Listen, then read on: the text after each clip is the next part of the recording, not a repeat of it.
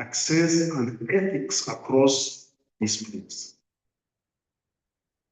The Kenya National AI Strategy was launched last month, affirming the thought process that has been put into organizing this conference.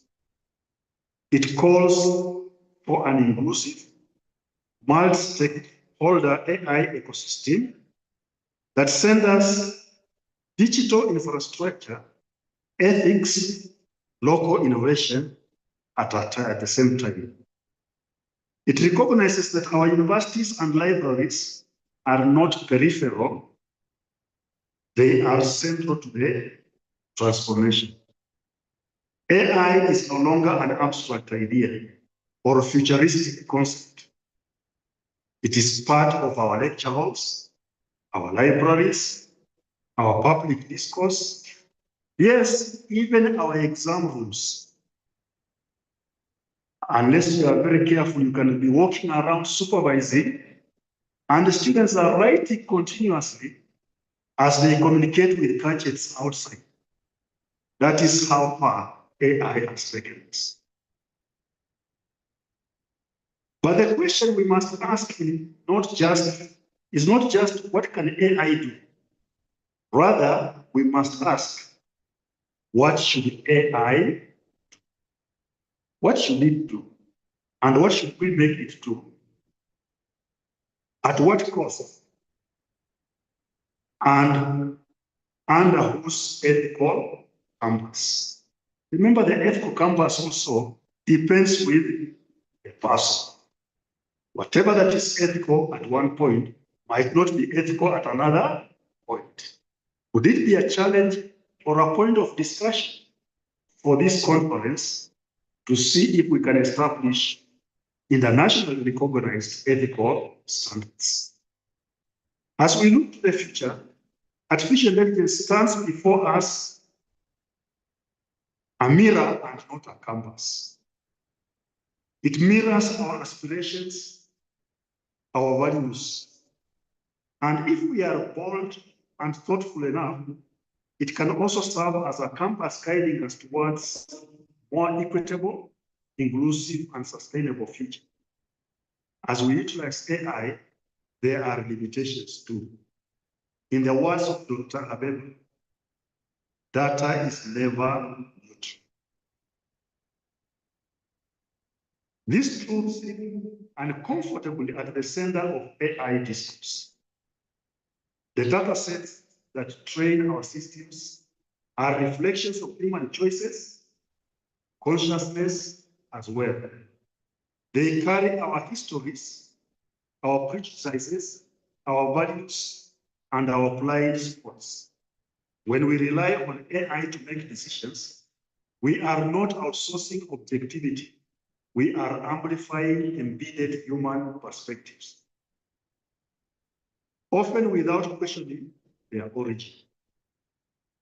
Hence the reason I think we should focus on interpreting AI in our learning space, but not outsourcing AI. I have noted from the conference program, there is a scheduled discussion that will cover what I am preempting now.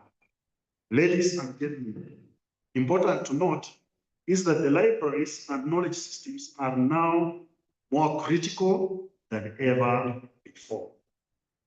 Libraries are no longer halls where you'll be told, go and remain very silent as you peruse through the pages.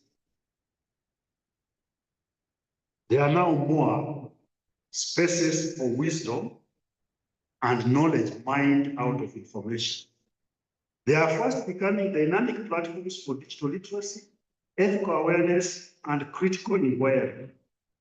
They are the new frontiers in the fighting against misinformation, bias, intellectual complacence. Our libraries are no longer just custodians of knowledge. They are navigators, interpreters, and in this AI age, perhaps even more information ethicists. But to sustain this transformation, our approach must be interdisciplinary, not a one-disciplinary direction. AI should not remain locked up in computer science departments or technology laboratories. We must invite theologians, anthropologists, linguists, agriculture scientists, health professionals, name them, even the legal, to this platform, facilitated by the libraries. Because true innovation comes when discipline cross-pollinate. I am happy to note, I know quite a number of my staff members are carrying out research in these areas, and they are occupying important spaces to progress this discourse. I keep telling members of Karatina University Senate this African proverb that says, wisdom is like a bamboo tree. No one individual can embrace it. The same is true of sustainable innovation. If we are to use AI for good, we must build it together across generations, professions, geographies, and sectors. At Karatina University, I remain firmly committed to a leadership philosophy rooted in 3 pillars. First, meaningful community outreach. Our knowledge must serve communities around us. AI solutions developed in our institutions must address local challenges, from improving market access for farmers to predicting rainfall patterns. Our farmers, for example, do not need machines that can write a poem in perfect English. They need systems that can predict rainfall patterns, detect crop diseases early, and connect them to fair markets.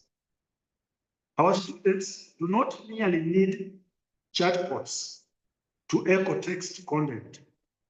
They need AI-powered tutors that understand local curricula, languages, and the social economic barriers that they face while undertaking research, leave alone campus gets.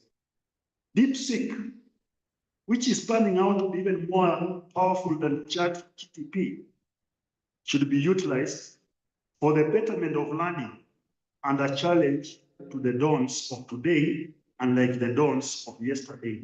How do we use DeepSeek to enrich the learning of our students and the productivity of what comes out of it? Secondly, a good working environment. My academic and administrative staff are a backbone to this transformation. AI can be a powerful tool for streamlining tasks, reducing burnout, and promoting employee well-being. AI-powered scheduling tools can balance workloads and avoid overburdening staff, while sentiment analysis tools can detect workplace stress or dissatisfaction in communications, enabling early interventions. AI helps foster a culture of efficiency, empathy, continuous growth, continuing to a healthier and more engaging work environment. Third, academic excellence. I keep asking myself, if we are equipping our graduates to lead in a world shaped by algorithms, are we giving them the ethical compass to navigate the ambiguous digital future? These are really indicators of excellence. As I conclude, I urge us to be curious, courageous, and collaborative. Let us share what is working, challenge what is not, and above all, commit to building knowledge systems that serve humanity, not just efficiency. And yes, I'm still taking my friend's advice seriously. You remember the advice? I need to check my health.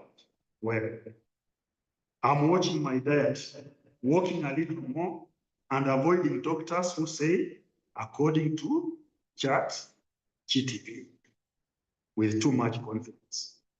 Thank you for your attention, your scholarship, your shared commitment, using knowledge-powered ethics and guided wisdom to shape sustainable future. God bless you, and I take this opportunity to declare this workshop officially open. Thank you.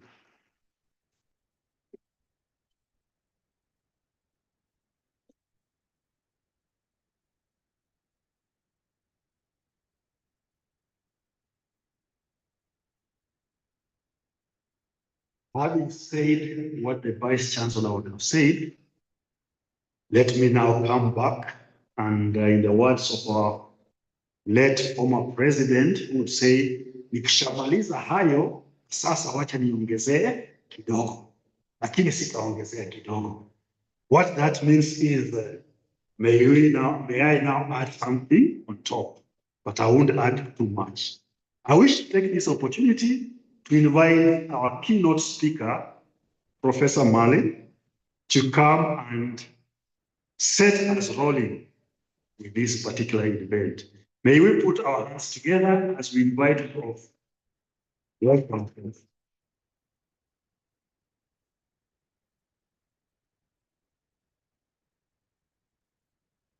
Good morning, Senior University Management, the VC, which can't be here this morning, the two DVCs that's here, Deans, Deputy Deans, Head of Departments, colleagues, friends, all the librarians, our students, friends, all protocols observed. I just want to see, are we sharing the slides?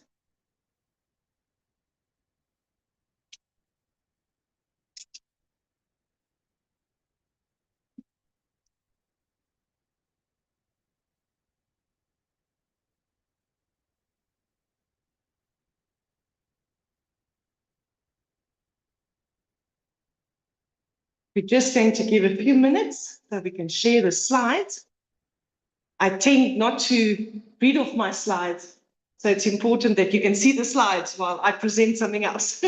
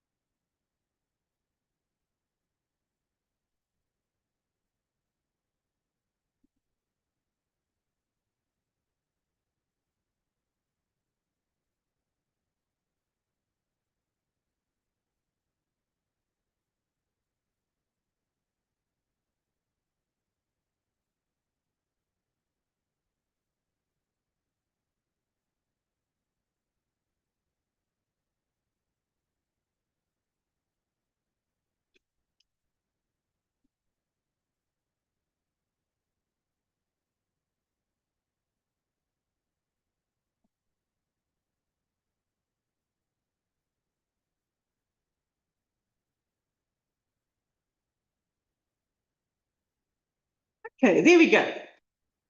So in an age where machines learn faster than human beings, how can we ensure that libraries still stay a sustainable human good, a sustainable public good?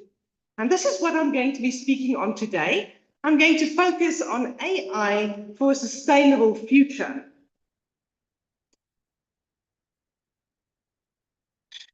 But before we delve into that, just a personal observation. When I travel internationally, I always do two things. The first thing is I buy a magnet from the destination country to put on my fridge, because this is a visual reminder to me of how blessed I am that I'm able to travel and share my knowledge with so many people and diverse audiences. And the second thing is what I do is I try to learn as much of the culture and the language of the country that I'm visiting. So I am going to butcher this, but here goes. Habari za asubuhi mabina mambwana. Ni heshima kubwa. Kwangu kuwasilisha mada hii asubuhi ya leo.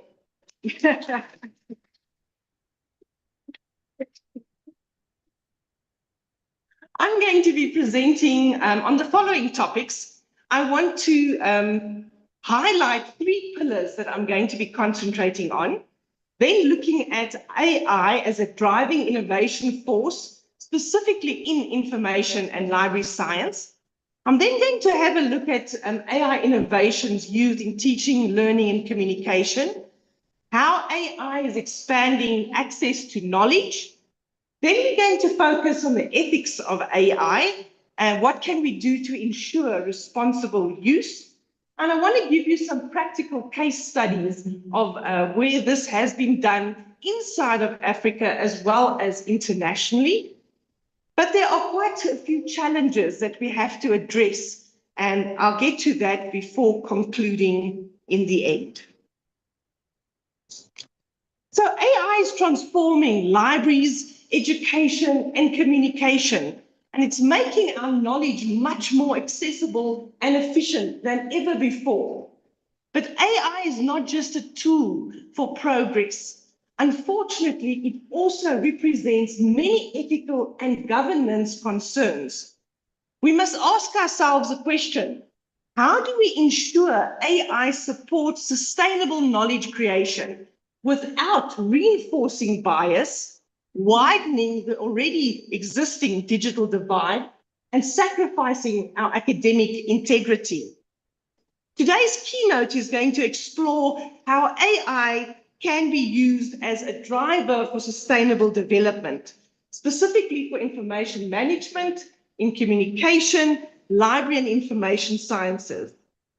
We are really at a crossroad where the responsible use of AI is intersecting with the urgent need for a sustainable knowledge system that's in support of the United Nations Sustainable Development Goals. If we use AI wisely, this can really be a tool to help us gain these sustainable development goals much faster. But the key word here is we have to use it wisely.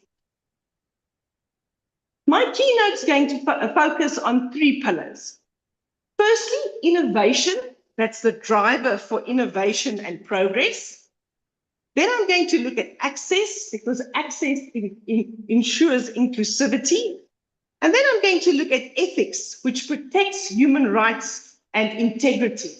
And we've got to find a balance between these three pillars for us to be able to use AI for a sustainable future.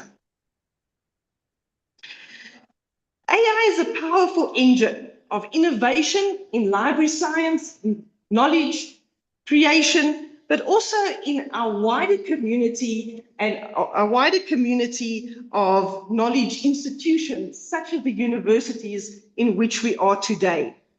AI algorithms can take over repetitive chores that we expect our librarians to do. Things like cataloging of books, sorting books, sorting materials. These are the type of tasks that can easily be done with AI. When AI is used for these tasks, we can ensure a much more efficient library in our universities. This will enable our librarians precious time to spend on the much more exciting things to do, like information and literacy training, which I know Evelyn does a lot of, but also curating collections and supporting research for our researchers. But it's not just about efficiency. It's also about enabling smarter libraries that can assist our users. And we can see that this is already happening in some of our international libraries, where AI chatbots are used as reference librarians for a 24/7 service delivery to the users. Now, we can also see that early implementation phases in Ghana, AI has been used in 3 academic institutions, specifically for AI reference and as improving the experiences of the personnel behind it. Now, although they really struggled with their infrastructure, like many of our African countries, so far the promise looks very good. They have reported findings that there's an increase in patrons' use of the library, and this is enabling the librarians to spend more time on information literacy, which has an effect on the students' scores. But if we look beyond libraries, AI is also a driver for innovation, and it's revolutionizing education and communication. We can see in the education sector and teaching and learning that there's quite a variety of research out there where AI tools and chatbots have been used to enrich the academic offering. One of these is in India with a company called MindSpark. And MindSpark does maths tutoring as well as language tutoring. And it has shown remarkable progress for the students. Students' scores have increased with up to 10%. And the most remarkable change was seen in the students that are actually the ones lagging behind. They are able to use these AI tutors on a 24/7 basis. They can pace their learning at a speed that's for them not too fast as in a traditional classroom environment. And we can see great scores of improving it. In countries where we've got so many national languages, and as you know, I come from South Africa, there we've got 12 national languages. AI can be used to translate academic offerings. So where a student usually comes to the university and the education is not offered in a mother tongue, he can use an AI tutor to now assist him with the translation of coursework. In the realm of science communication, AI is also driving insights into research connections. Our DVC spoke about multi and intersectional research. And AI enables us to sort, classify, look for patterns in huge databases of data, where a normal human being would have taken years to work through. AI can now do this at the click of a button. We can also see that in innovation and communication, a lot is happening.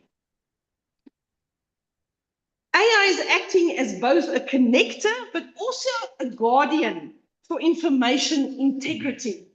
We really don't want to be in the process that our DVC created for us, where our medical doctors are trained by ChatGPT, and we're all too scared to go to a medical doctor. We have to ensure our academic integrity. And this is something that we can definitely see AI doing for us. So, on the one hand, AI is going to enable us to generate huge contents of data. It's going to enable us to sort this data, analyze this data, also look for patterns in this data. But the problem now is that because we've got this rapid amount of AI-generated content, we have to be very careful for misinformation, disinformation, and fake news. But don't be afraid. This is something that AI can help us with as well. And many of the big messaging services, and I'm sure you've got WhatsApp, other messaging services as well, now use AI platforms and AI algorithms to help stop spreading misinformation. So it's actually doing fact checking on our social media sites, like social media, like Facebook, but also on messages that we are so fast to distribute via a social media page or social messaging app. And think about the real world implementation of this. My father is still alive and he is 91 years of age. And we introduced him to WhatsApp. And the problem is he just forwarded everything he got. If he gets a message from a friend or a minister, anybody, he just forwards it to his whole contact list. And then I had to do some information literacy for the elder graying for Dad, you can't do this. You've got fact check information. To which he replied, but how do I fact check information? So his idea of fact checking is now sending me the information before he sends it out and tells me, is this fake news or can I send it out? But now with WhatsApp, at least I don't have to do it. So WhatsApp spots fake news and warns the user that please don't distribute this any further. This is misinformation, it's disinformation, it's not based on fact.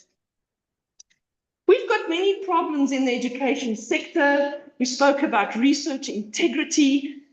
Plagiarism is another big problem that we're facing in the academic institutions. How do we teach our students to use these platforms, but use them ethically? And then we have to be really careful of other ethical problems, such as over-reliance to this technology. One of our big things in information science and in library science is teaching students how to think creatively and critically. If they're going to be running all their assignments to ChatGPT, what creativity and what integrity will that assignment really have? And will they ever get to the skill of becoming a postgraduate student and having the critical skills ability to really critique the necessary literature in our domain? When we start looking at basically breaking barriers, one of the big things that AI can do is help break the existing barriers that we face in information dissemination. Things like language barriers is a very big problem, but also physical barriers, countries that do not have access to the technology that the Western world have and access to the infrastructure that the Western world has. So this is something, and AI in this realm has got no exception. We have to ensure that our students know how to use AI, but how to use it ethically, so that if they use it, they are not embarking on a journey filled with academic integrity issues. But we also can't really tell students to use it, but we're not giving them the infrastructure to use it, because this will then exacerbate the already widening digital divide between the North and the South. So if I've got a student that's not from a disadvantaged population, he has access to the best infrastructure, he's got access to the paid-for versions from ChatGPT, and he can now do his assignment. Where a student that's from a vulnerable population, already struggling just paying fees, doesn't have the technology, cannot pay for a paid subscription of ChatGPT, now suddenly has to use one of the freer versions, which is not so accurate, which is not so good as the others. And then he gets 40%. So how ethically is that? One of the big things that we have to look at is human oversight. We can never underestimate the power of human oversight. If we start using AI for teaching and learning, if we start using AI for research, The final responsibility still lies with the author. It is our responsibility to still check that information because all AI engines still make mistakes. There's a lot of information out there about biases in AI machines, biases that they now call hallucinations. These are big problems that we have to contend with. These biases often come up because of the training set of which that large language model was trained on, and mostly they're trained on Western Eurocentric information. We in Africa, we don't have the infrastructure, we don't have the big data centers to train our AI bots on. And that already skews our data that our students have access to.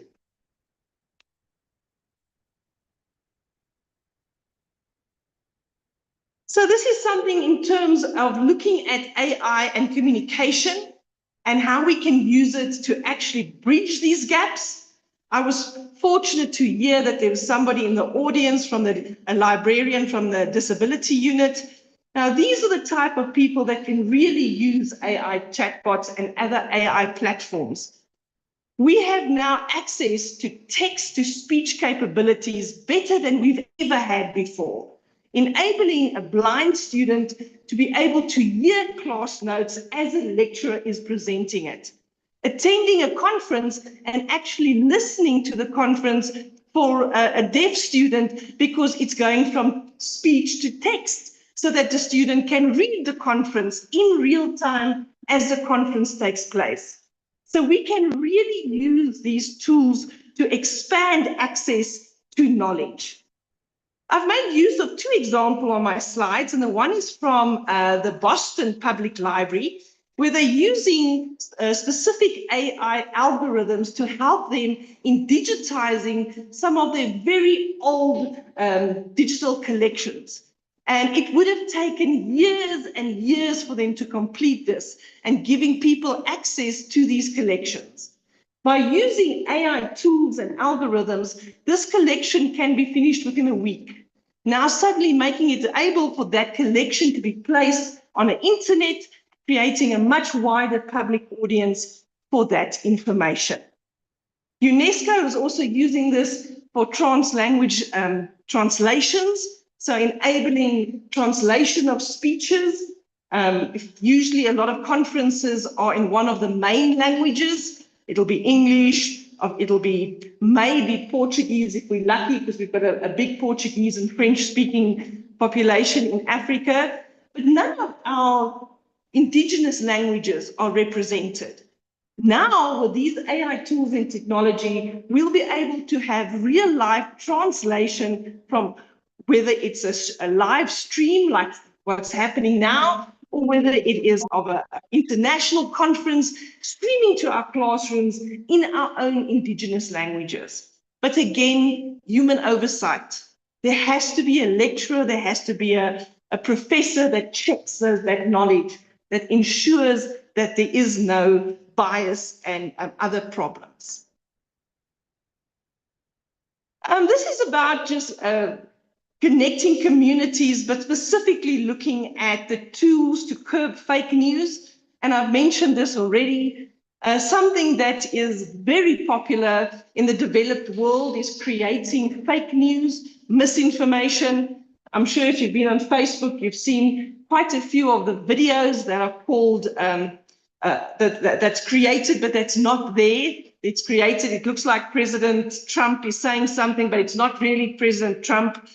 Although most of the stupid things he says is him.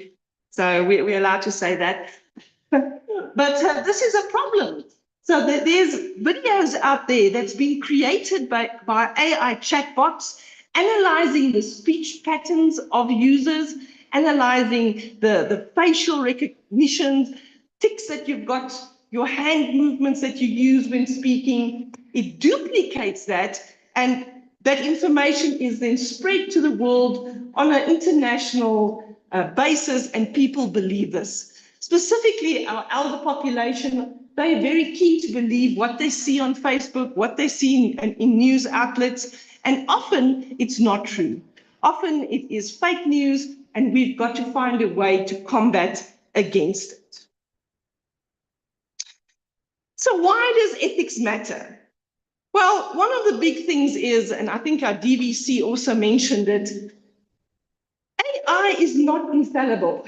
It is getting cleverer and cleverer as we speak. When the first AI chatbot, and that was ChatGPT version 3, started in November 2023, it had about a 63% accuracy. Now it has already increased in less than a year to nearly over 90%.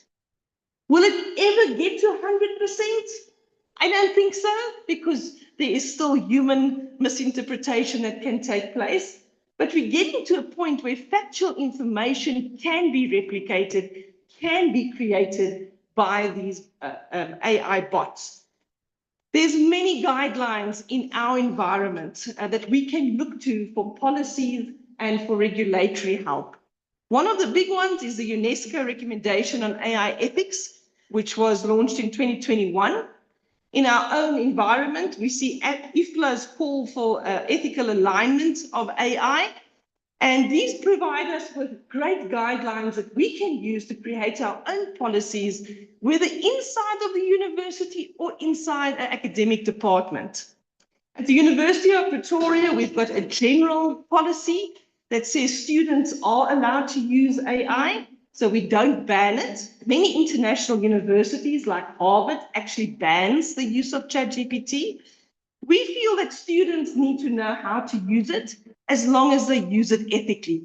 So we already start with information literacy on the first year level, providing them with ethical guidelines how to use these AI, generative AI platforms like ChatGPT and DeepSeek. I want to show you some of the bias that we find. AI bias is not just evident in terms of race. That is one of the most visible ones that we can see. But AI bias covers all the biases that you can think of, whether it's age, disability, sex or gender, race, religious beliefs. You'll see now being Easter, how many memes are circulating on Facebook, which is really very bad for certain religious beliefs, and they are just being spread wide. Sexual orientation, paternity, pregnancy, all these things are being discriminated against. This is a picture when I asked one of our chatbots, DAL-E, and this is was done in end of 2024 before I went to a conference in America. I asked it to produce 10 responses to show me rich people. I didn't tell it, I didn't give it any context. I didn't tell it it's for white civilized or industrial era. I didn't give any background. I just said, show me what you think rich people look like. And those were some of the images that it came up with.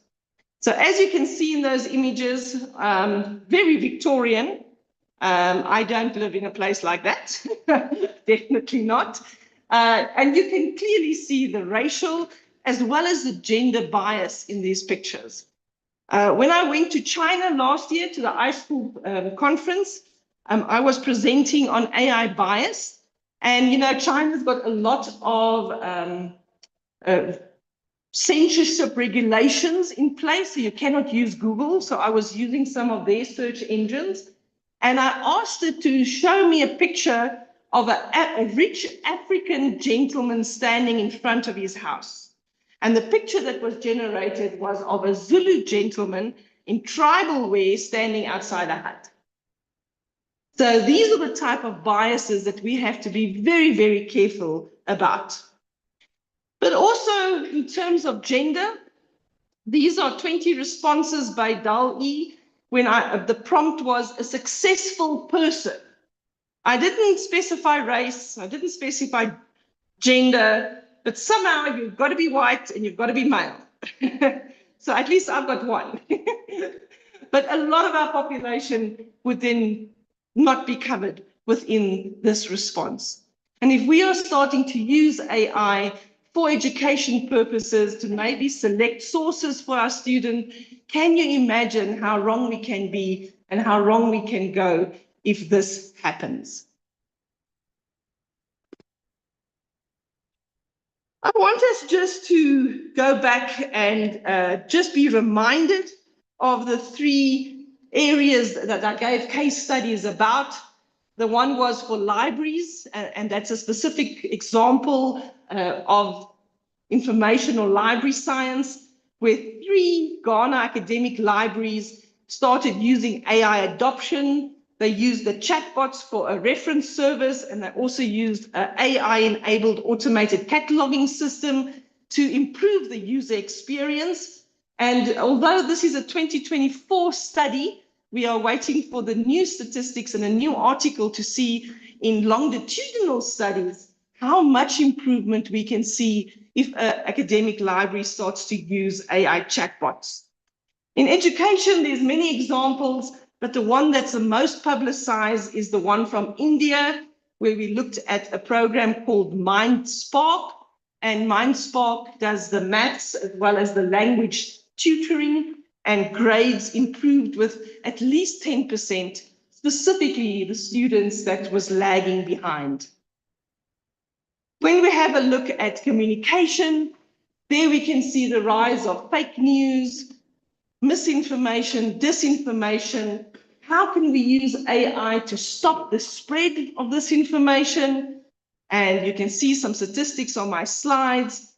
Some of these AI algorithms can achieve a 74% accuracy compared to a 52% when humans look for fake information or biased information.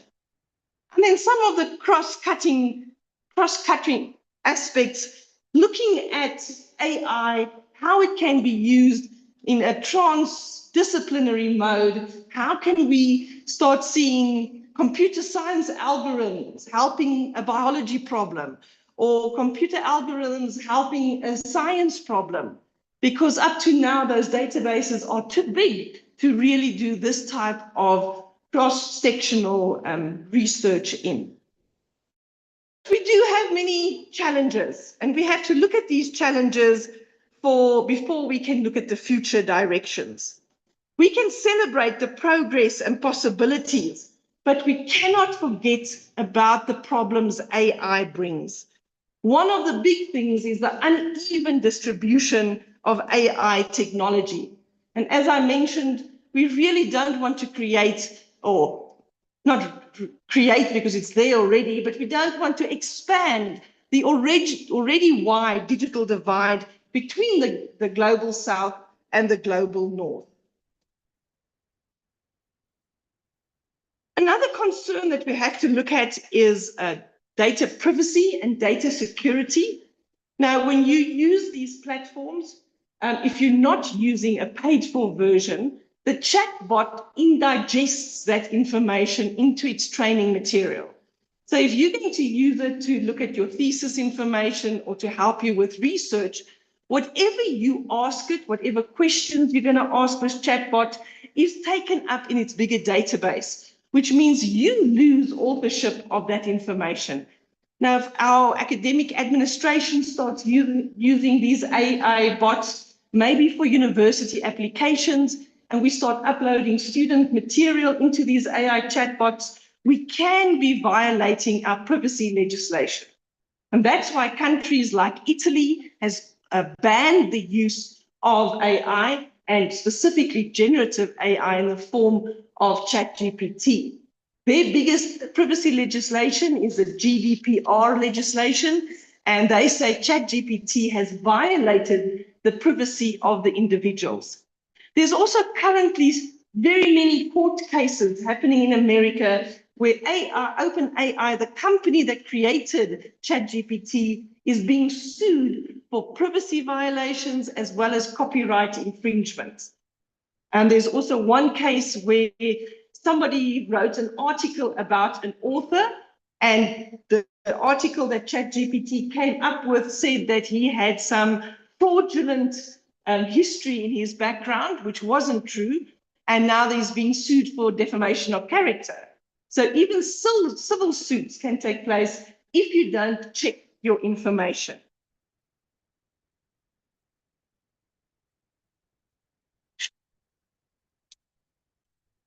So in conclusion, I want to reflect on the journey that we've taken in this talk. We've examined how AI is not just distant sci-fi in movies like Terminator, but it's a present reality that we as researchers are using. It's a reality that our students are using it, but it's also being used by the youth, the scholars that's still in school, that hasn't learned how to do proper critical thinking. We saw that AI-driven innovation can make our knowledge systems much more efficient and powerful, but we have to take care of the ethical issues such as security, privacy, plagiarism, bias. These are the things that are very necessary for us to look at. The future of sustainable knowledge systems is not pre-written. It's us that's busy studying this as a topic. It's you sitting in this audience, our students listening. It's us that's going to have to make the change in this discipline. Let's commit to making AI a force of innovation, but innovation with integrity, so that we can provide equitable access. We can have automation and accountability, but with human oversight. Information is only as strong as the user that uses it. And it's our job to teach our students how to use AI, but how to use it effectively, efficiently, and ethically. AI will not take your job one day, but the person that can use AI will take your job one day. So if you still want to be employed as a librarian or a lecturer, you have to learn how to use these tools effectively and efficiently. And I want to end off with a quote from the late Stephen Hawking, which said, "Success in creating AI would be the biggest event in human history. Unfortunately, it might also be the last unless we learn how to avoid the risks." Asante, thank you so much.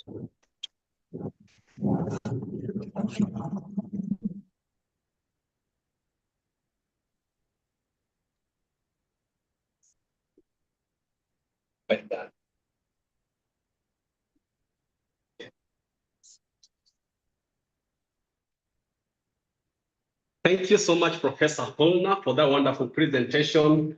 Colleagues, we must appreciate her in a better manner, in our Kenyan way. You know how we do it, isn't it? We'll use increasing factorials. And here you need to follow my instruction. Just a moment. Thank you. In increasing factorials, we'll give us 4 our best ones. So don't do anything yet. I'm just telling you, we'll begin with da, and then da, da, and then da, da, da. And I find that in a strong manner, da, da, da, da. You heard me. Now let's begin. We warm our hands, please, everybody. Yeah, she's done a wonderful job. She's enlightened us. So we begin. 1, 1, 2, 1, 2, 3. 1, 2, 3, 4. 1, 1, 2, 3, 4. Once again. Da. Professor Holner, we are really appreciative for that presentation. Conference participants, we've received very enlightening, we've been enlightened, given very useful information. The presenters who have been here, they have given us useful information. They have raised fundamental questions. For example, the DVC PFA is asking us, is AI replacing us or is it serving us? The DVC ARSA asking a fundamental question, is AI simply hallucinating or is it resourceful? We'll be getting answers in this conference. The VC has also communicated to us, given us very useful information. He's telling us, let us be ethical. Remember that our health is our wealth. Once again, our health is our health. He tells us he doesn't wish us that in the future we get prescriptions from ChatGPT, from DeepSeek, from Gemini. Let us take care of ourselves, and we use AI in an ethical manner. The keynote speaker has indeed been very useful to us, giving us very useful information. He told us, for example, that the AI, if used ethically, can help in accessing knowledge, can help in connecting communities, can help in accelerating development. A wonderful presentation it was. Now, friends, at this stage, I'm sure that you've been listening to wonderful information and we want to receive your feedback. To help us in the Q&A session, I want to invite a great academic. He is a scholar. He is a lecturer. Currently, he's a visiting lecturer at Kathleen University. He teaches at Ibadan University, Nigeria. He is a researcher, an innovator. Please help me welcome Dr. John Alonje, please.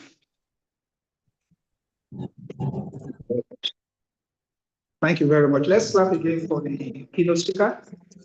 Very well. And also let's clap for the moderator. Really did very well. Thank you very much. We have had the lecture, and I know many of us will have much every time about AI. Many of us will have fear that AI will take our job one day.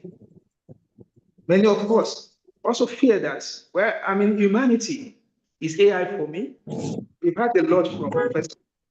But the key points I want to see here is to support what the moderator mentioned.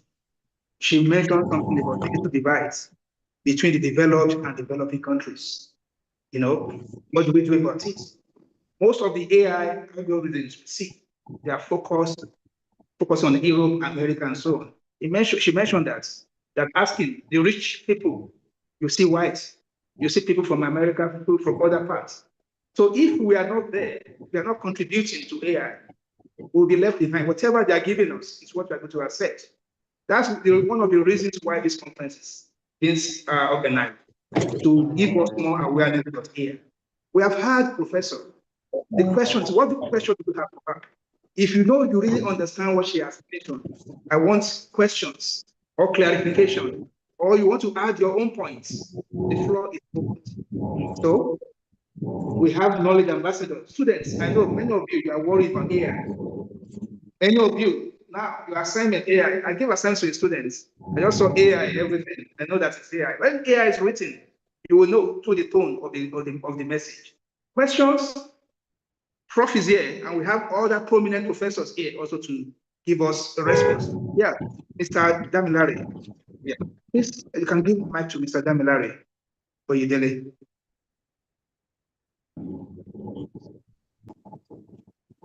Thanks.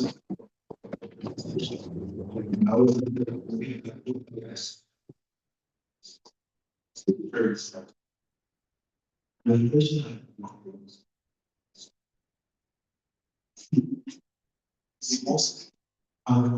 most yes. Yeah.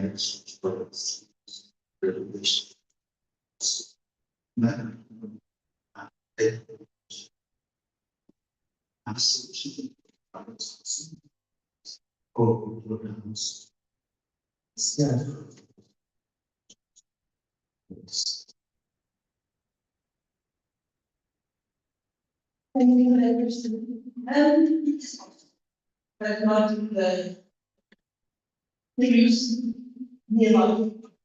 And we focused part goers in the continent. And even in South Africa, we are using 20 years away from even structural of that kind. Don't get me wrong, we can have small ones, but for these large language, we need huge data set. We don't have reliable electricity, and except for electricity, water, a very big problem.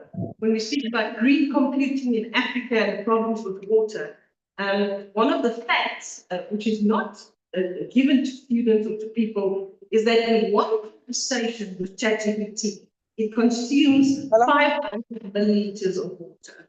That's the amount of water that's consumed in one conversation. Now, just ChatGPT, and we're not looking at the other AI chatbots.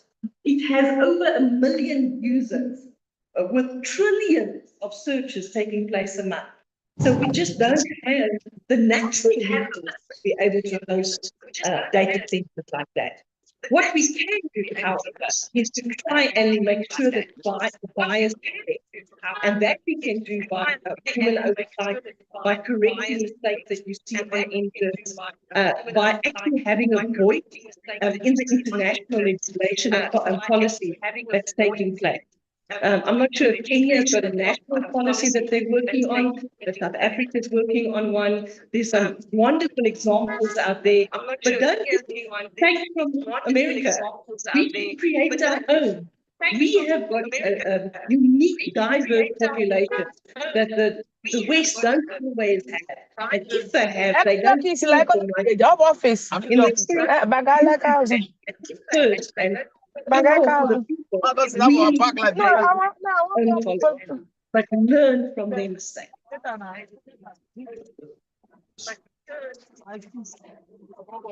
I'm on now. That Kenyan conference started this morning. I did the online registration. Look at earpiece. I get when I want to go ICT now. They go work today because of network. 200,000 Kamukuro. Nobody sponsor me, so I have to pay online. I write in me paper. I speak on I mean, you don't write.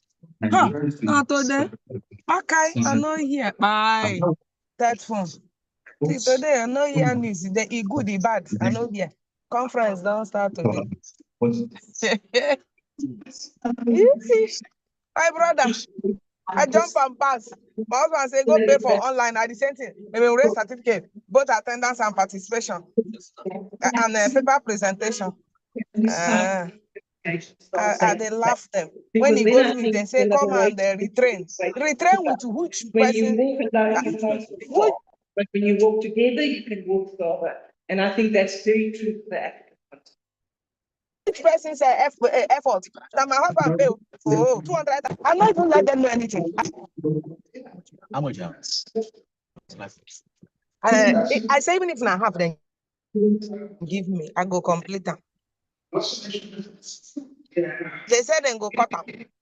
I say even if they cut and give me half, let them just give me flight tickets. The rest I go sponsor myself. Then they do I don't believe the one that I came to school also. Huh? Thanks, John. This is the thing. Every faculty is different, and every institution is a little bit different. But in University of Victoria, we've got a big difference between formative assessment and summative assessment. So if it's a summative assessment, then it's something where a student has to write an exam. We're now making them write in a controlled lab environment where we put off the internet and they're not allowed to use ChatGPT. But in the formative assessment, where we want them to learn, we want them to be able to teach themselves how to use these platforms. You just have to be creative in the way that you ask your questions.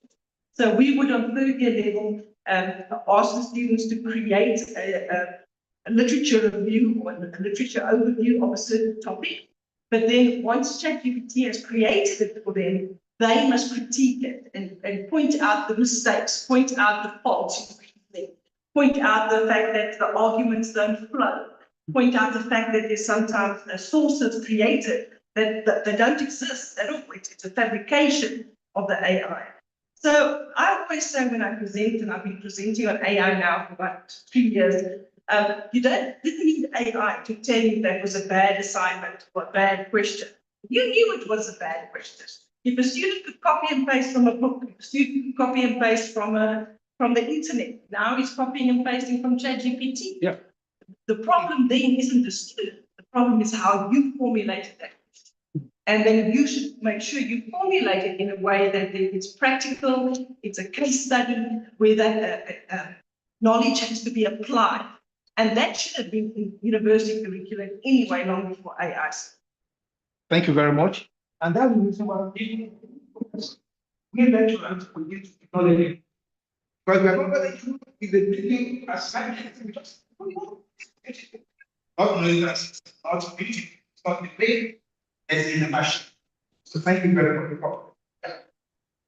If I do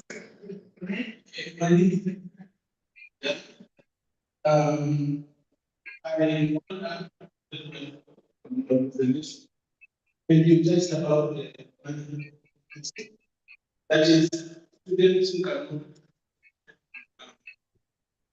debate that may give correct information. Then now, how can we, what's the best approach? Can we go about to protect this vulnerable community?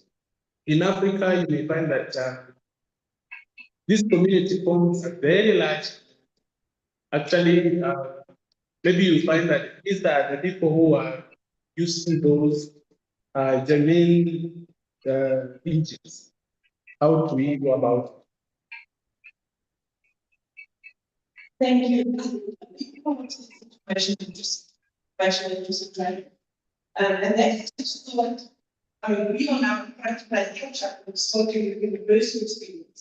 But we should start at school level because the parents aren't doing the homework anymore. In the past, the kid would come home and say, "Oh, mommy, I need a essay on history," and mommy will quickly help. Or mommy, now ChatGPT is doing it. So teachers need to be trained that they teach our scholars from primary school how to use it and how not to use it. From a university, I would say making the decision firstly as an institution that the students are allowed to use it, because if you stop them from using it, they are going to want to use it even more. It's like the old banned books in the library. That was the first book you wanted to read. Was it the book on the banned list? So if you're going to tell them not to use it, they're going to. So just show them how to use it. For Africa, most of the free versions that's available now also is available on a mobile phone. So instead of using a computer, to show them how to use it on a mobile phone. Have one lab that's dedicated for AI connection to the internet. If you can make that on a separate internet connection, because otherwise there will be so much use on that one lab, it will take down the internet of the university. So infrastructure-wise, your ICT departments, your IT departments need to make provision for the amount of people that's going to use it. Thank you very much. As we know, it's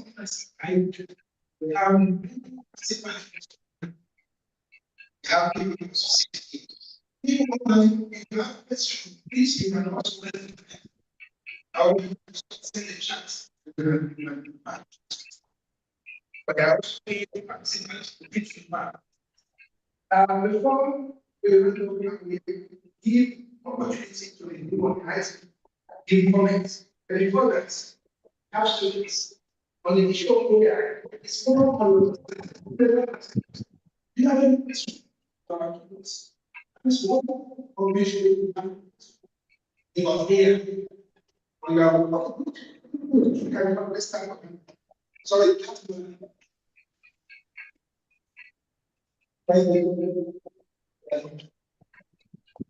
talk.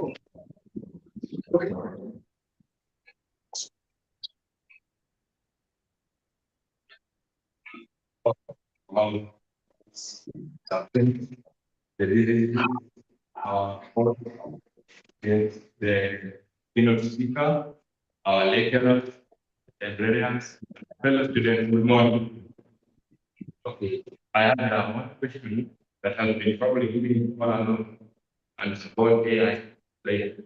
When you go to various sites, you are able to prove that you are not anonymous. Yes, at points we use AI to prove things. Then there are three. We have the robots, machine learning, and the AI.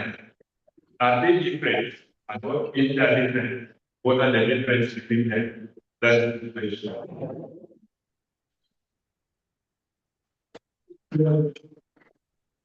Okay, so basically, it's a branch of computer science that helps computers most the things that humans use. So in a packaging plant, for instance, in a factory, a lot of process, and I they will be able to take over the medium job So that's an example.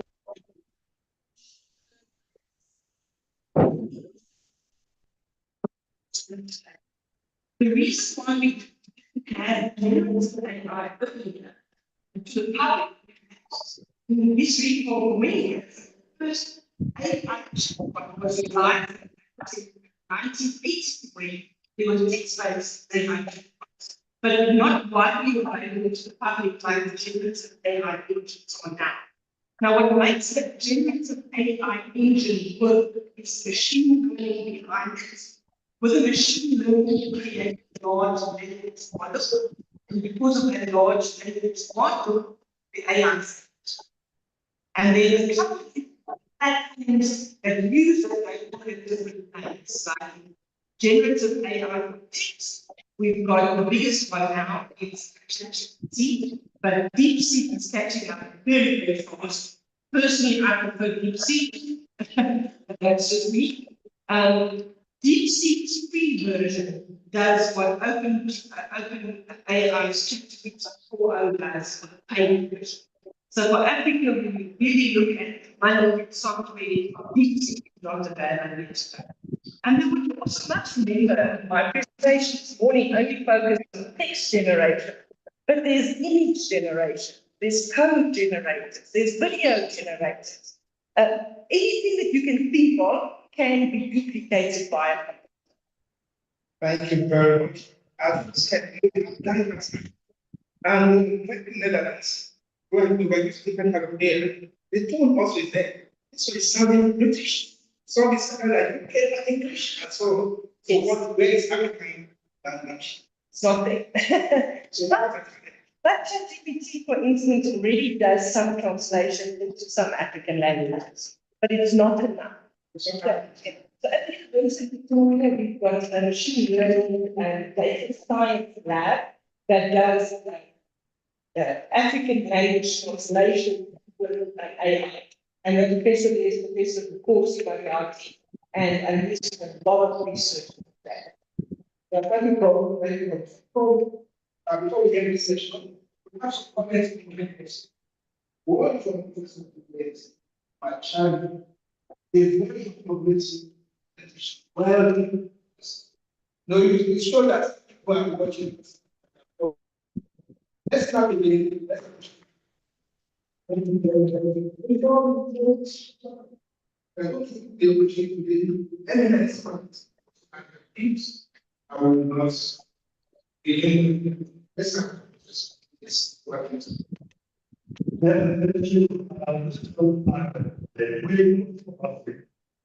beyond what says African institutions research AI to work together so we don't have each conflicts. We can combine this, come up with one solution to solve the problem of Africa. We have no otherwise recommendation. Thank you. Thank you very much, Rob. That's fine. I can see. It's not anyone. So in my comments, for example, is one the digital violence of AI. So maybe the day and I think that when it comes to this looking for AI, there is surprisingly appreciated digital violence, this act of the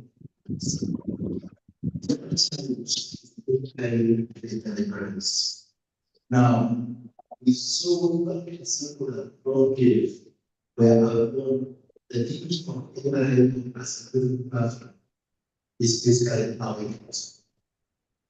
Now, the challenge is not looking at the libraries cut out 10, 15 libraries that are too much medical and it's about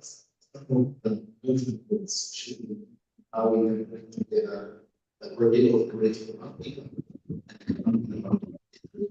so that we can look for the examples that we put into Italian rights. Thank you, Rob. Actually, thank you very much. So Thank you. Anyway, this I want to appreciate the answer this book. That's what I say. And here in other being as how do things very important. What about when you're using the AI, the ethical aspects is really important for us. Something I really think that the children do, they are key. But you need to use every way, yeah, come up with that. Because it's not going to move into the with it. In all your organization, we build some data and so very important. In what is data using but how about considering what are the problems here? Yes, what is because you see young somewhere being using the AI, people are very other place, don't know. But I think currents and then we find identity in this place. What if it is possible? The outcome of the maybe for example, the whole I possible the balance generated is the issue is the how you take the product we are so thank you. Thank you, that's not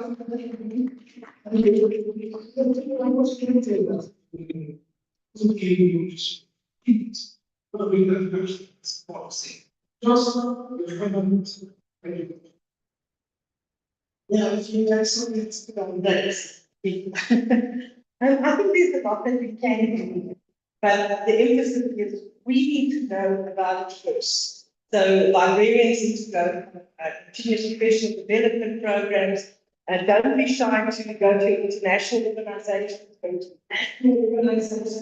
They should be providing you training so that you can help train the librarians, whether it's academic librarians, public library librarians, or school librarians. We have to start somewhere. And we speak about the vulnerable youth a lot, but we don't speak about the graying digital divide, which is our elderly population, which is being ostracized with this technology as well. So you see the old population, they can easily fall for a scam or fraudulent email that's been sent by AI and chat AI bots. So we need to be able to train the population about this as well. One way that I do with my students our first year is we first make them use the image generators, because when you see a bias, much easier to understand what a bias is. So one of the tasks is for it to use any image generator and create a picture of a three-legged chicken. And then they prompt, and then they struggle, and they're going to keep going with prompt engineering until they get it right.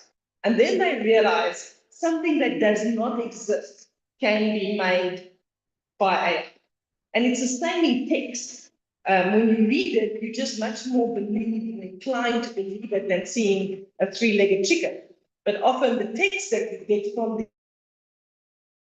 these AI chatbots is worse than a three-legged chicken. I think it's important for students to know that there is software out there that can track the use of AI-generated content. Turnitin is quite successful with the AI content generated checker. But again, you cannot just use that tool. It's the same with plagiarism. It's not a plagiarism checker. It just shows you there might be plagiarism. And that's the same for AI. It gives you a percentage and tells you this might be AI. But because the system checking the AI isn't as accurate, we can't use it in university policy. Like I can tell my students, if you've got more than 10% copyright infringement or in your assignment, I'm going to take you to a disciplinary hearing. I can't do that with AI because the checkers aren't 100% accurate. Then I take him to a disciplinary hearing and then his father sued me and I lose my job. So we've got to be very careful. And then it's up to us as educators to find ways in which we can check if our students use it. And typically things like seeing the logical flow of arguments. It's not there in AI. Creativity, it's not there in AI. A reference list in the free versions on there in AI. And if they're there now, sometimes it fabricates sources. So check the sources to see if they actually exist.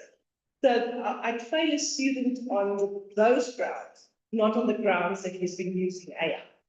And you can also use other technological platforms. You can make a student work in a Google Doc where you can see what he's typed and you can see if he's copied and pasted something.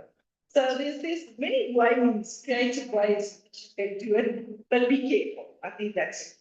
Be careful.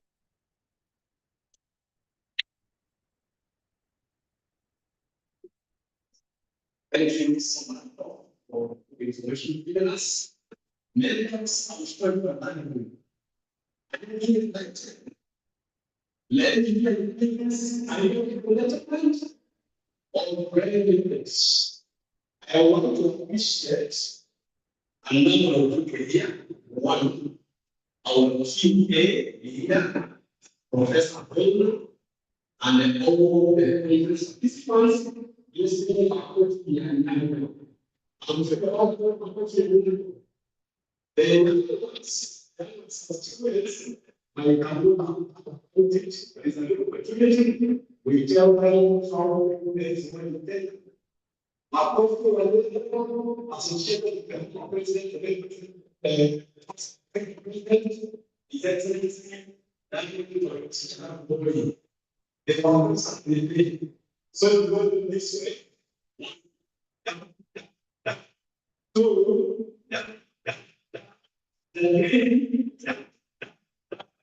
very strongly. Our police, let us take the government's place and everybody to governments. Our government, one, two, three, thank you so much.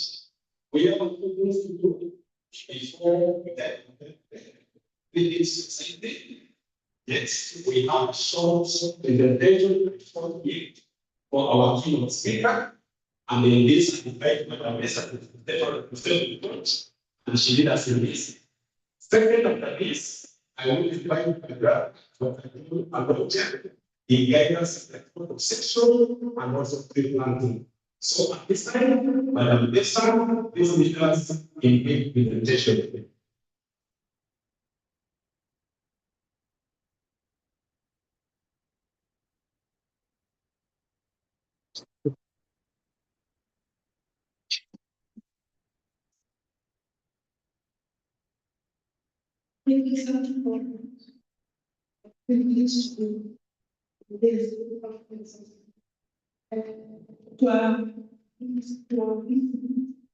Section,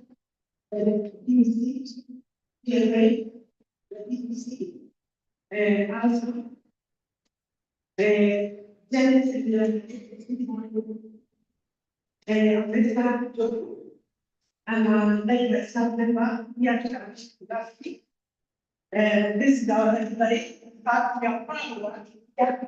So this function request the DVC. After present the keynote, Professor Marie, and let us start for our session.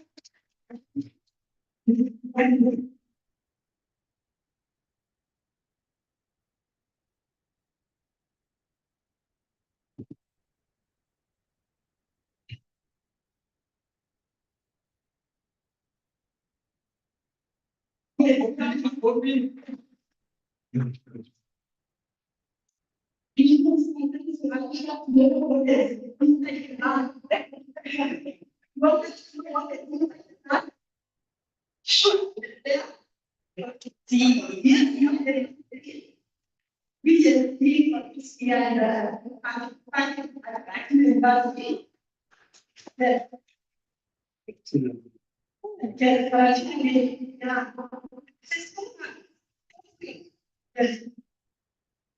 we have.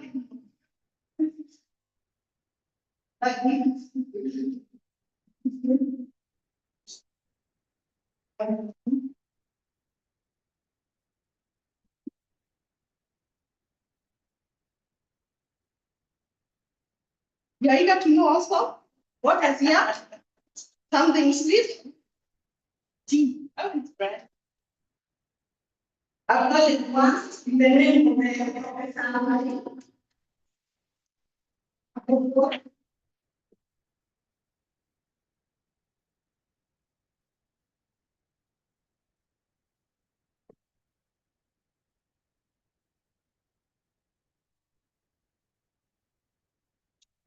Another thing also, big money. You know, sometimes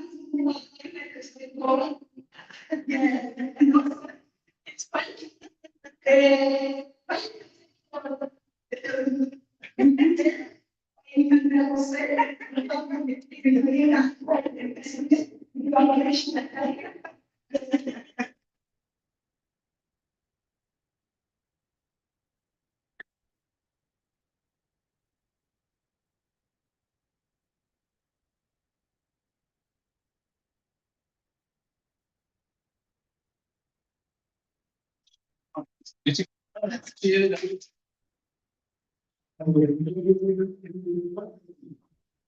That's why we got, we should never say.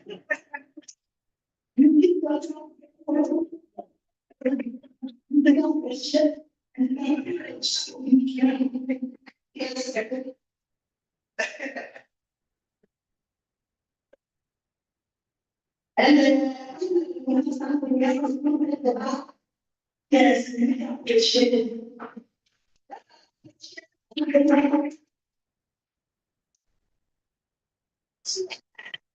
Thank you.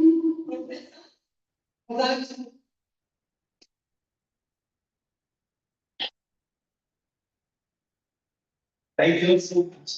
I don't know what I'm doing. Maybe nothing else. Yeah, that's something that I don't appreciate. Now the next series of activities, one, we will have a central awareness in this. No, and then second, tree planting, this is the sounds big. Yeah, next tree planting. The students may define the planting. Here are concepts, tree planting, and the further procedures, and the healthy break.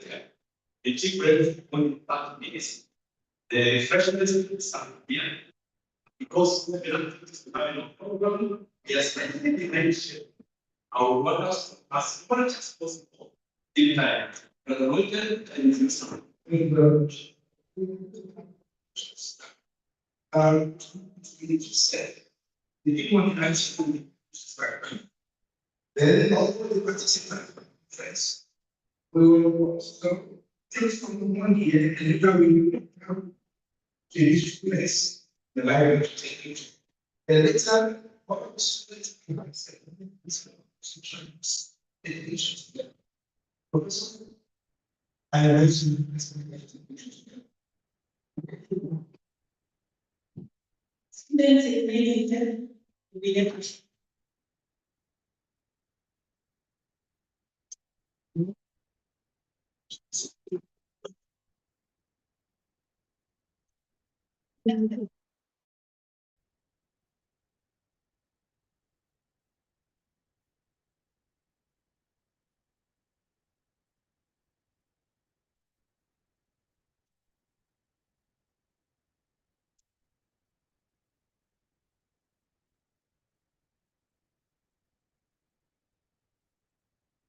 Yeah, I think I have something again.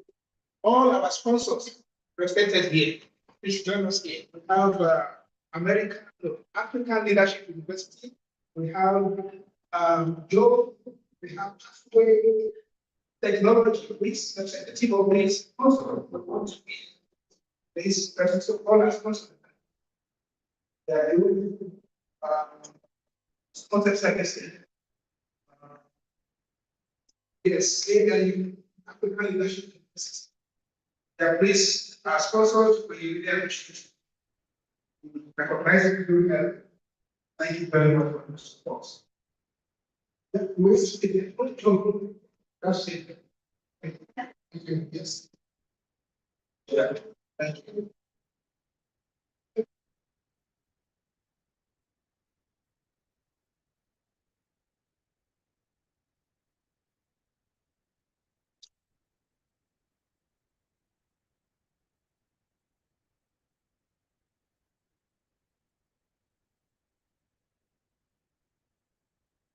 Thank you very much.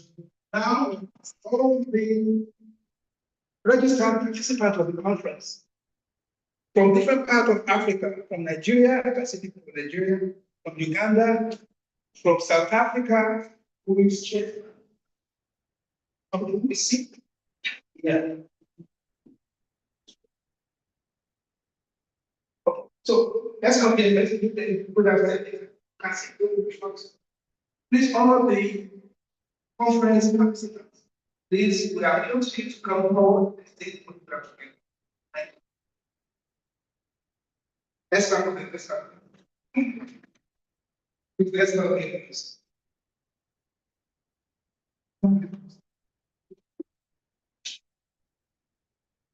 Okay. Okay. Advice from the ladies is have better advice. All those things. Let's go down and say, let's go down and take pictures together. Thank you.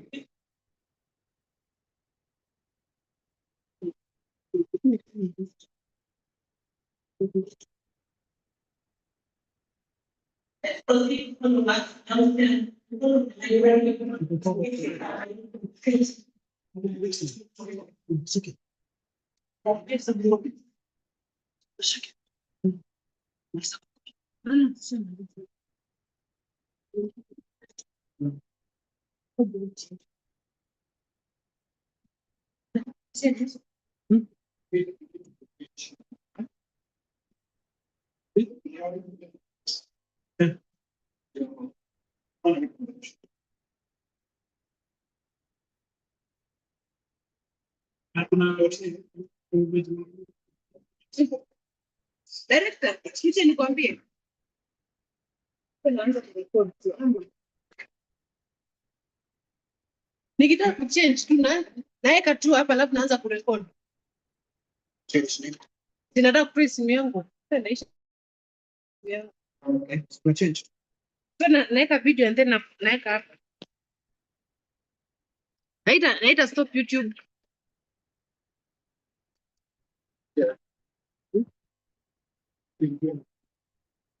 Nilizima ikawa nilizima.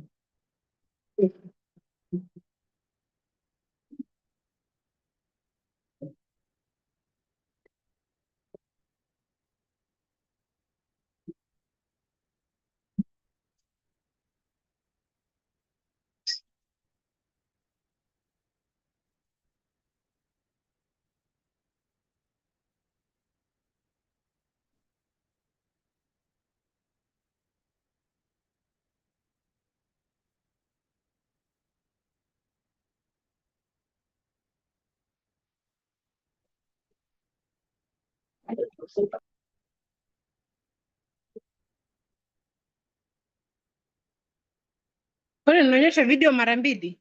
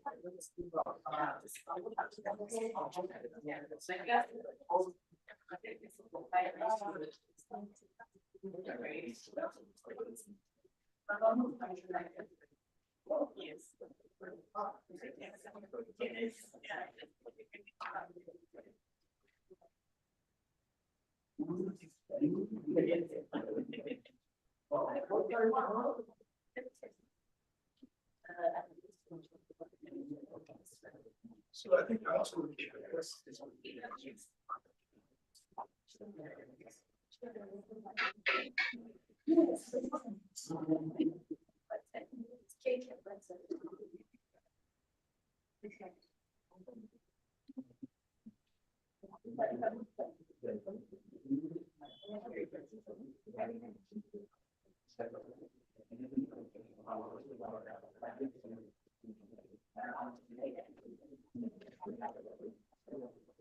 Hello, everyone. Hello, everyone. Yeah, we have been on, we've been on team break. We are resuming soon. Thanks for joining. Thank you. Thank you.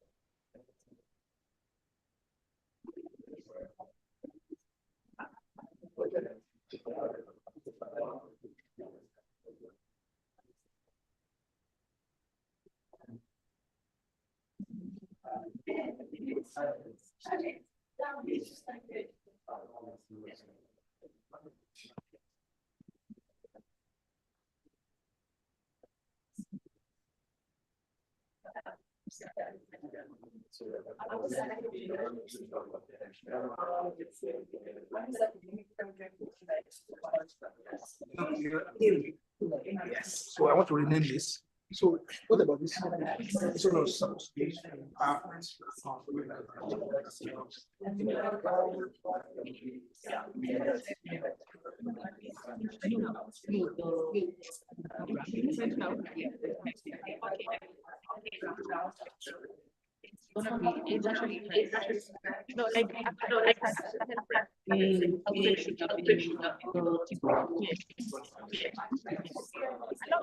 Yeah.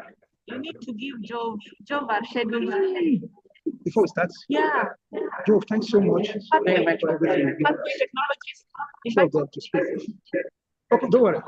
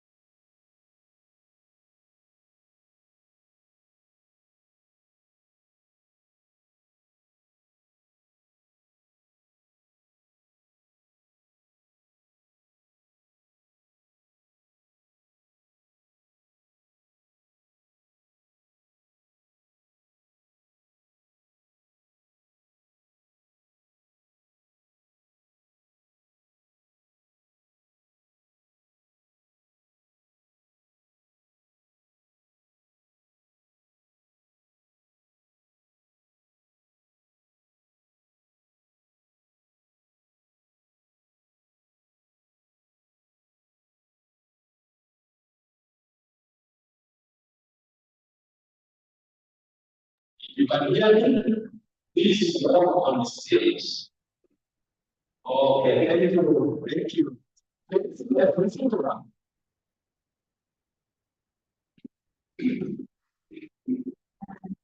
Thank you very much.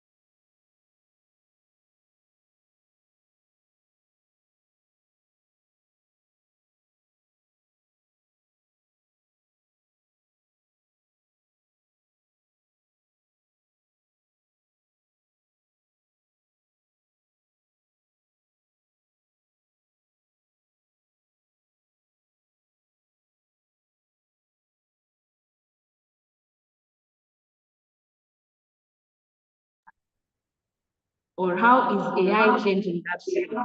So imagine a world where I think you might need to mute one of you.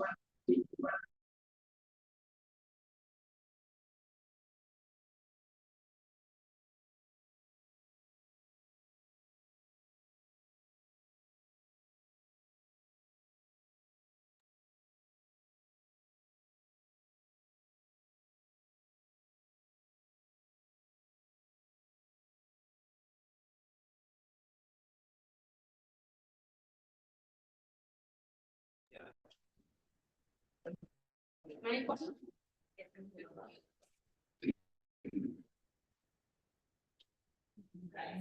So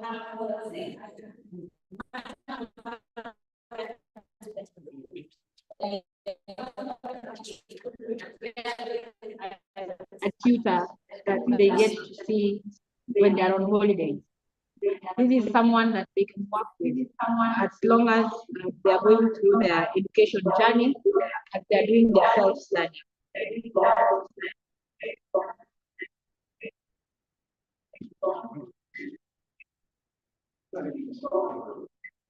Right. So technology is doing a number on us today. Technology is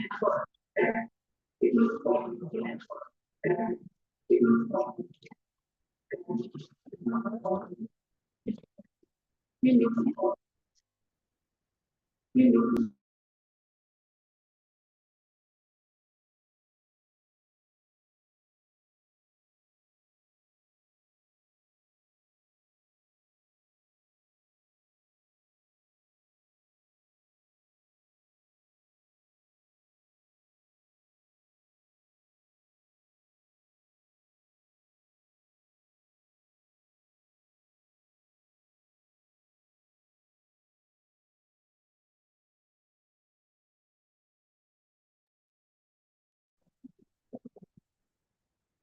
Mic check one. I should take.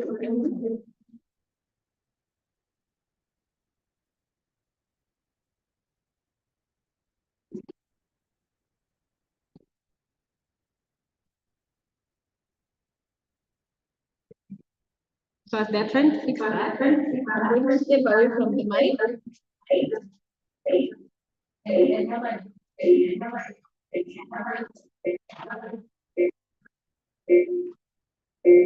So how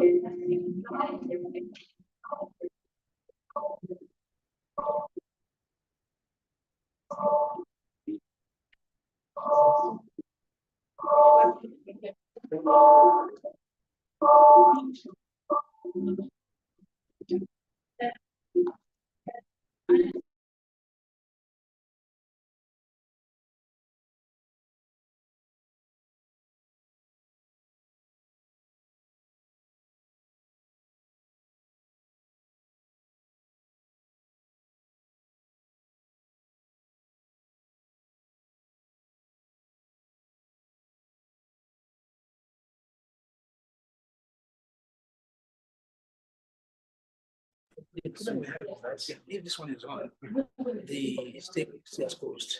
That means here, if we use this one, over the fish also be distance one.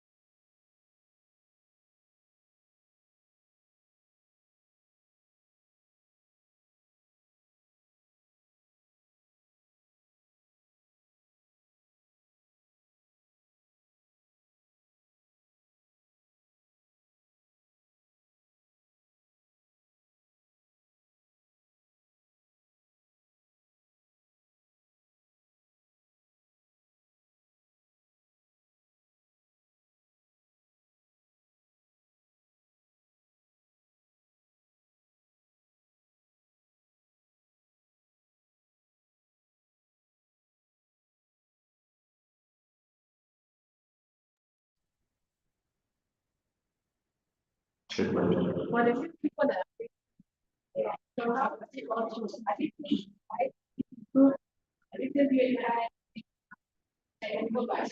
okay, good. I will come back to that last part of the question. Mic check 1, 2. All right, we're good. So as informed, the online people could not hear me earlier. So I'm just gonna go back and just recap some of the things that I've mentioned earlier. My name is Becky Abraham, Vice President, Technology and Analytics at Pathway Technologies. We are a leading data and AI company in Africa, and our focus is on driving Africa's digital transformation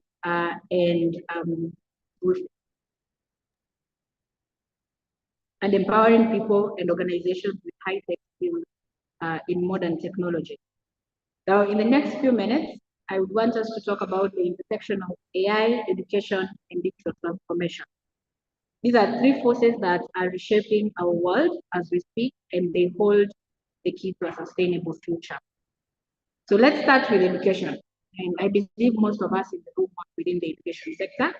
Now, for too long, education has followed a one-size-fits-all model, which has taken quite a bit of time to be able to change that into the modern way of doing things.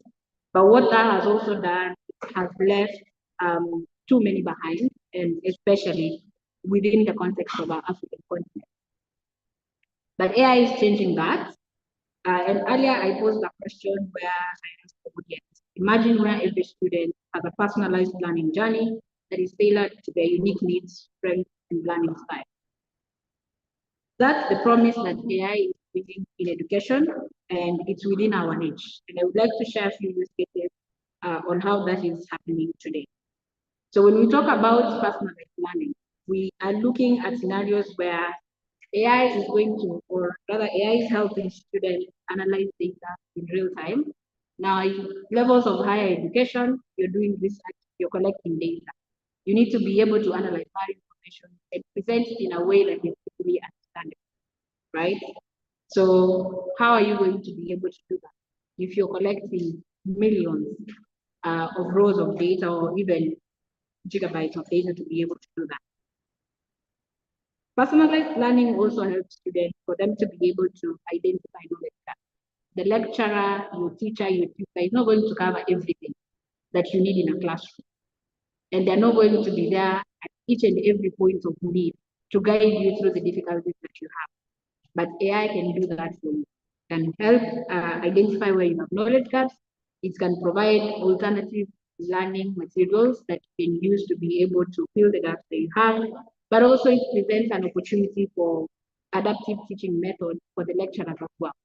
Because not all students are the same. They all have different skill sets and they're all unique, and we need to be able to have inclusive learning methods and teaching methods in our classrooms that can accommodate all our students. So what this means is that educators are now able to provide targeted support, ensuring that no one gets left behind as we continue to empower the next generation of our continent.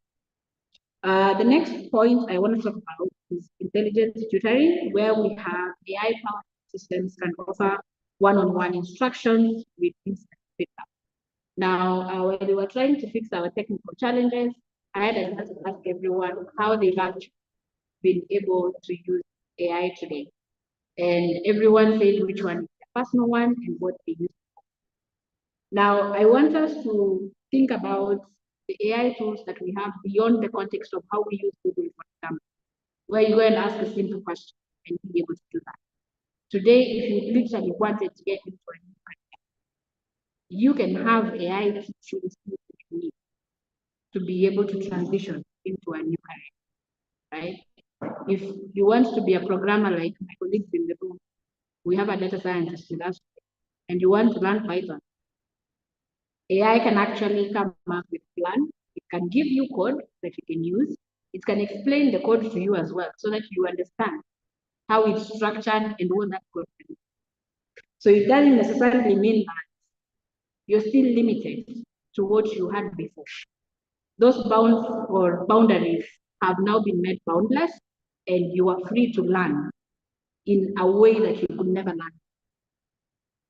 Accessibility and inclusivity is another thing that AI is changing within the education sector, where it's able to break down barriers for students with disabilities through tools like text-to-speech, speech recognition, and language translation, ensuring quality education for everyone. Now, I want to bring it local to the context of our Kenyan time. And think of a teacher that has been posted to Turkana, for example, and you do not speak the language. So how are you going to teach in that environment? You don't speak the language to be able to connect with the students at a personal level. So AI can actually help you do that translation so that you're at least able to connect some of these concepts in a language that the students can understand. Because of time, I would like to skip the corporate aspects on the digital transformation. But in summary, AI is a key driver in driving innovation, improving efficiency and enhancing decision making, as well as empowering digital transformation. Now, specifically in the education sector, at Pathways Technologies, we don't just talk about AI. As I mentioned earlier, we make it happen, and we are working directly with organizations to understand their unique needs and develop tailored AI strategies to do that. In the education sector, what we are doing specifically currently, we are focusing on skilling and reskilling both students and educators, because we believe that skilling is the key to unlocking the potential that is available to us. And that is why we are currently in partnership with Microsoft, where we are working with the education institutions in higher level learning, that is TVET and universities, to be able to train on AI skills as well. And I believe that's a conversation that we want to speak with Evelyn as the champion around this, to see how we can get the university involved in this. And part of that initiative begins this afternoon with the side session that is available to them. So with that being said, I truly believe that AI has the potential to change the education sector, drive digital transformation, and lead us to a more sustainable and equitable future for Africa and the world. So let us work together to harness the power of AI for good, ensure its benefits are shared by all, and commit to developing and using AI ethically, responsibly, and sustainably. And let us create a future where AI empowers everyone of us to thrive. Thank you very much.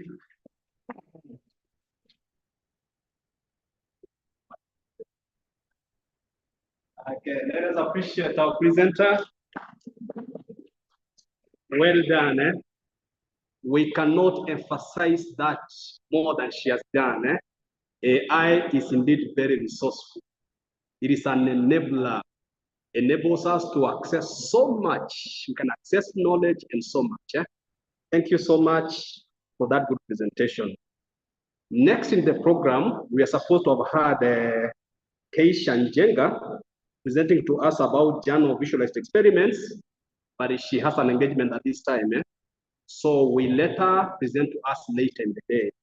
But at the moment, may I invite the following distinguished panelists in front. May I invite the very good Professor Kellen Kiambati. Please come in front. Becky Abrahams again. Please move to the front seat. Yes. Laureen Andubare. Please come in front. And Oyedede Damilari Emmanuel. Please also come in front. Colleagues, the good friends have invited in front. They are the panelists. They'll help us have a brief discussion about AI in academia and corporate world. To moderate this discussion is Brother John Alonje. Brother John, please take it up.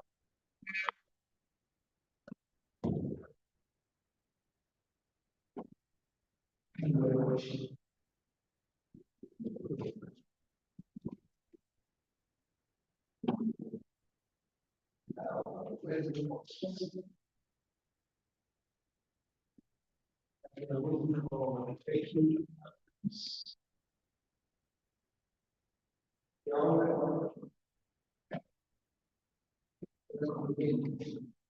So we have to be scholars,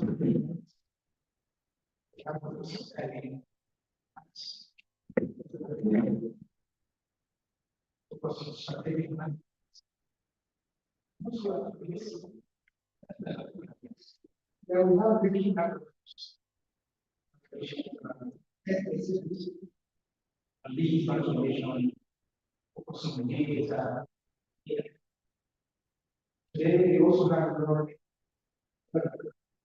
she's a good man. He's an intelligent. Also, she very informative. Last but not least, is the best activities. Also, he is and see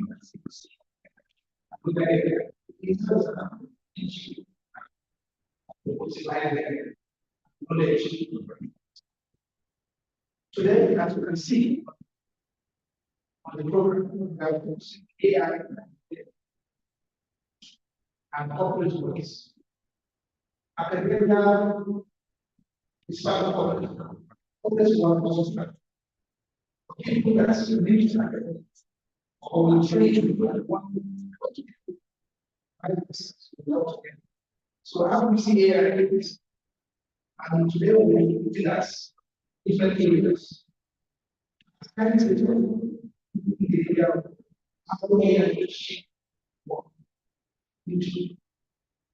what are the areas because of AI, so in other we are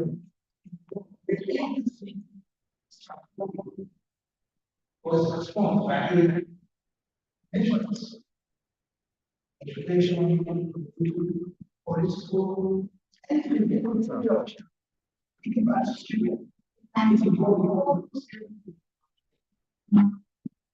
education. So we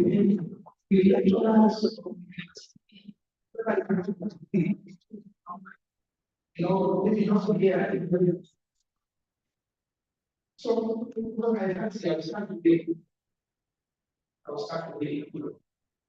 Fast forward in 10 years, because every hour you can.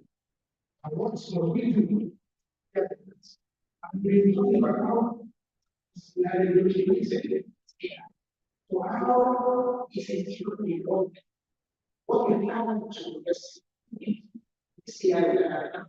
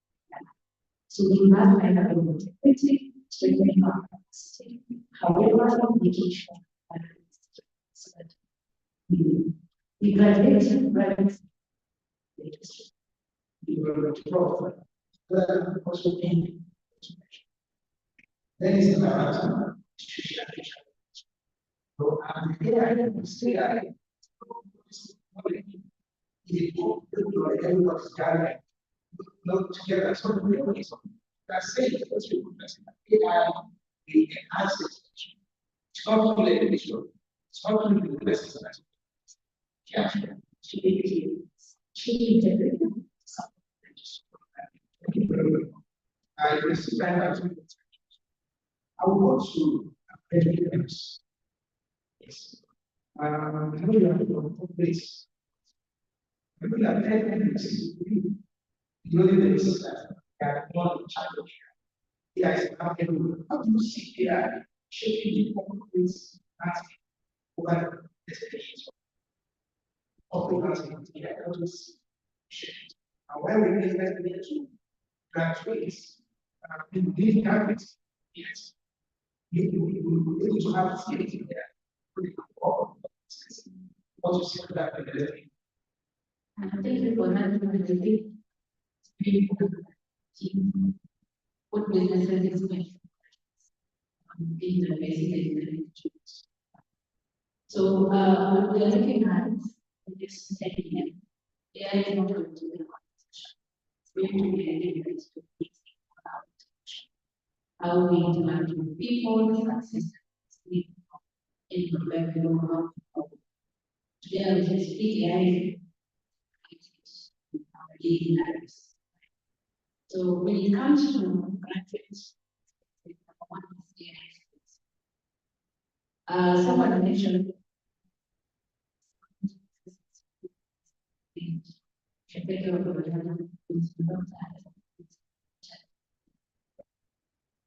it's on the job that AI is it's not just we also have to talk about data engagement, right? And we can talk about we're talking about when we talk about we're talking about data tools, how we automated so much why we have more IT. So there is not something now, but it has been there just like it is for you. So I think that we need to so when we look at the AI creates they need to be able to understand how AI works and how to use it. Secondly, we require sensitivity. It's okay to say you can't really or else apply the opportunities. So very much also and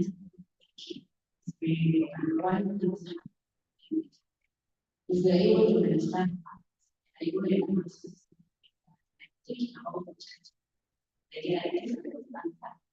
and you need to be able to this consideration and what decision you need to make. There is also an aspect of tech and you cannot want lecture communication system. If you are not able to understand yes, and I think that is still well, actually, was right. So if I evaluate teaching if I don't understand so when it comes to conference, learning about senior if she does not understand concepts, if I bring her and keep her project with she does not have good matter how long it has without the community. So that is very ethics goes without when we look at AI, explain AI, responsible to AI, also have to devices that exist within AI. That's why we interactive and inclusive learning.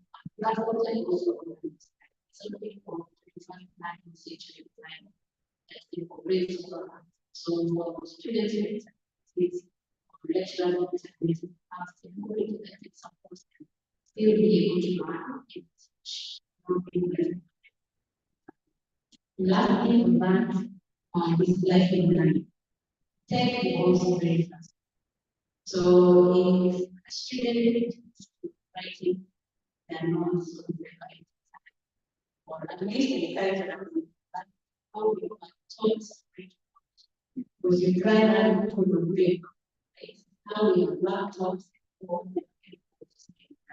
So we need to adopt so from our parents, which is graduates to the this is just even educators need to be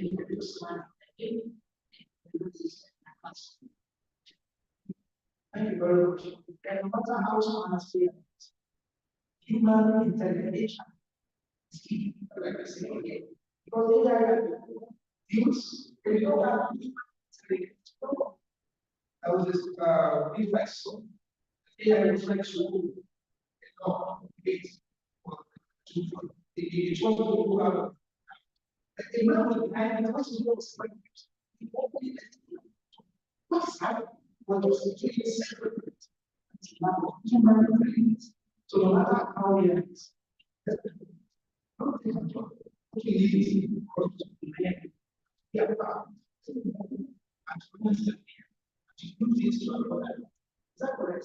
so they are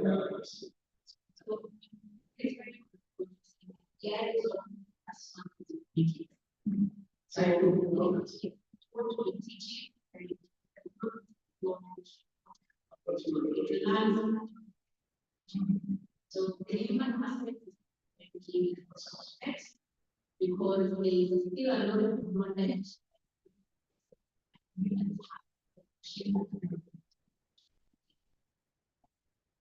Thank you very much. Yeah, I would actually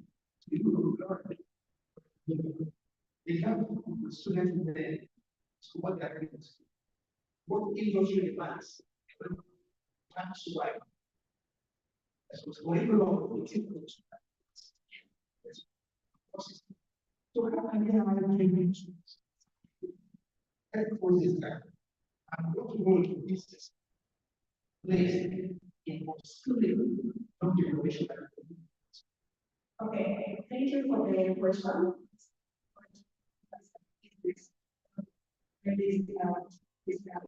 So what I provide is the digital training. The personal university is trained about AI then is the digital insight. Businesses and organizations in university for the way to be able to access even the university. It's the so I am busy the different keywords the need of learning is the need of reservation. There is natural language. There is also so as a human, I'm able to get and to my friends, for students to be able to learn it is a good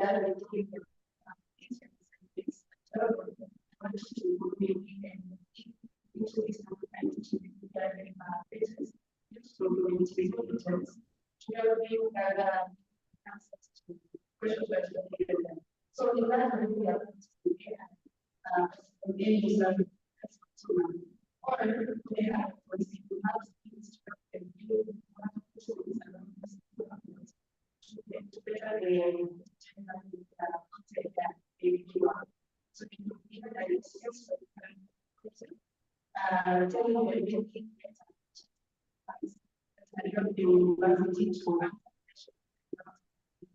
so you see such a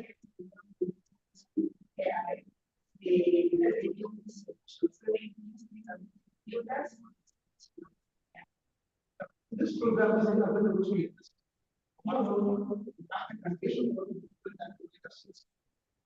it depends on showing yes. Yes. many organizations. But the fact is that the curriculum is not really in reality what we see. Let's go to the next class. The demand class. And it's not education. You can see here is also education. Sustainable development. How can they have sustainable? And what is the role of academia and industry in this process? Yeah.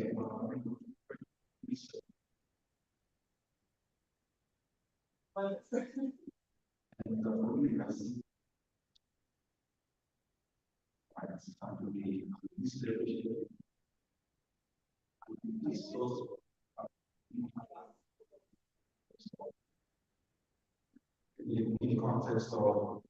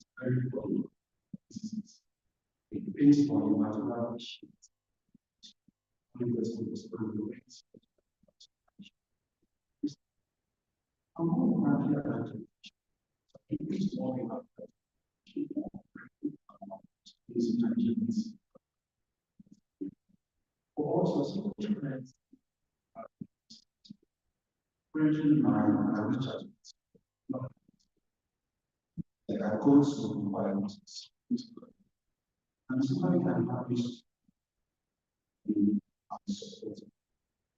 one man also is a good also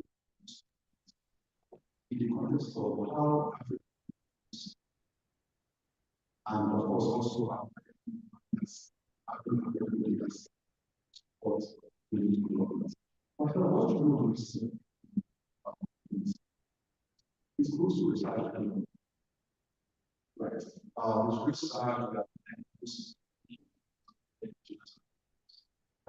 in human Africans initiative and very less how we run institutions.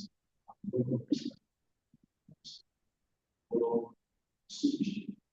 can't just be responsible. This is what the institutions involved. This is what we are now. Our species, and lastly, in the context of industry, in the context of administration, right? And collaboration is key. Governments are able to, agriculture will also be to one of those projects. Currently, everyone, I would say, very strong attitude such as so I think and that's how to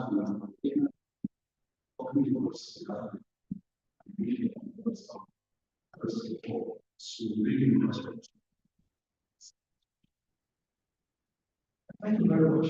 Thank you. Like I see, I will be and it's not everybody actually. Yeah, I think it's super cool. Actually, I have no question because of that time. Because one question challenge you also find a solution. Instead of looking at those facets. The considerance of that question is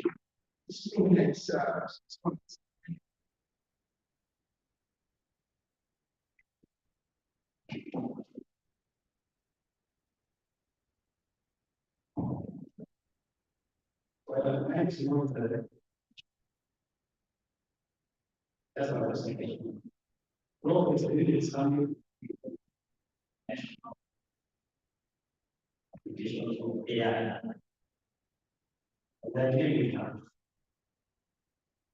And we are not something in theory.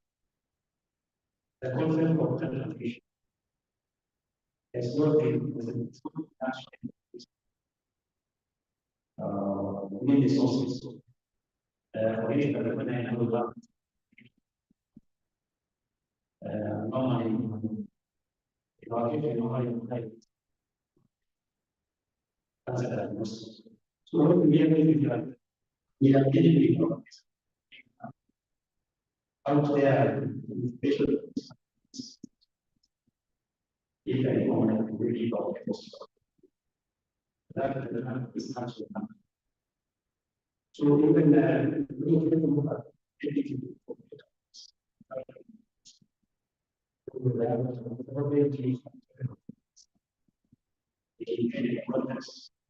becomes a challenge. So and then you don't look at people should look at that's what I would we try to develop an approach for meeting information about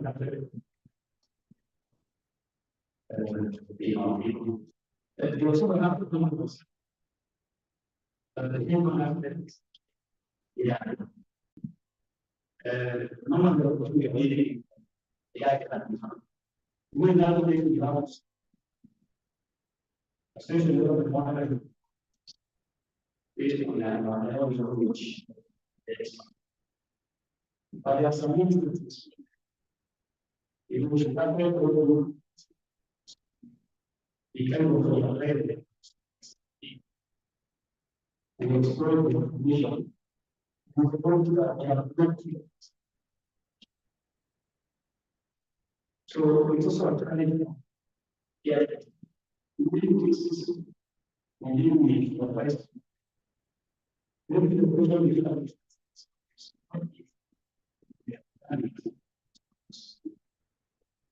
Okay, people want to respond to that.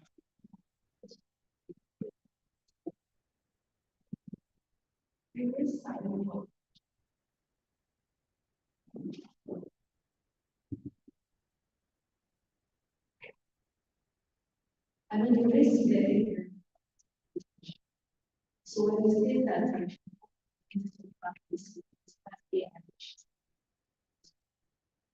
it doesn't really feel to us.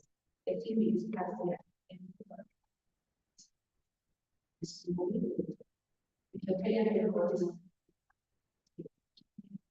Yes.